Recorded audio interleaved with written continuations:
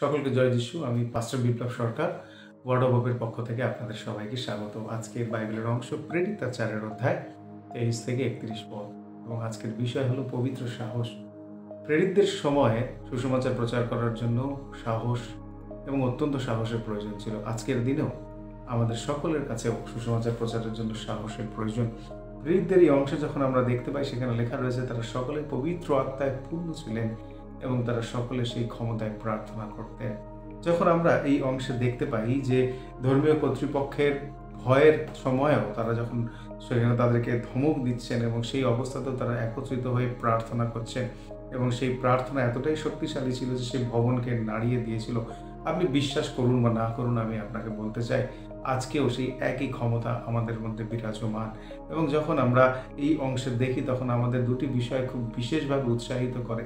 এক, যেন আমরা অন্যদের সাথে মিলিতভাবে প্রার্থনা করতে শিখি, এবং দ্বিতীয়, যখন আমরা প্রার্থনা করতে শিখি, যখন আমরা প্রার্থনা করি, অন্যদেরকে উৎসাহিত করতে পারি। আমাদের প্রার্থনা এবং অন্যদেরকে উৎসাহ দান ঈশ্বরের কাজে আরও এগিয়ে যেতে সাহায্য করে। আমরা যখন এদের জীবনে দেখি তখন এরা এইভাবে পদক্ষেপ নিয়েছিলেন।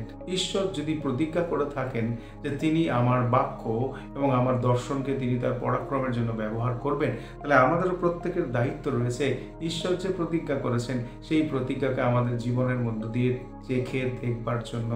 তাই আজকেই যখন আমাদের চারিপাশের লোকেদের জীবনে ঈশ্বর কি আশ্চর্য কাজ করেছে তাকে উৎসাহিত করি, যেন সেই কথা অন্যকে গিয়ে বলে, এবং আমার জীবনেও ঈশ্বর যে মহান কাজ করেছেন সেই কাজের জন্য যেন অন্যকে বলার সাহস তিনি আমাকে দেন। তাই আমি আপনাকে বলতে চাই, আজকে যখন আপনি প্রার্থনা করবেন তখন এইভাবে প্রার্থনা করুন, প্রভু তুমি আমাকে সেই পবিত্র সাহস দাও যেন তোমার জন্য আমি সাহসিকতার সাথে অন্যকে তোমার কথা বলতে পারি। ভালো থাক।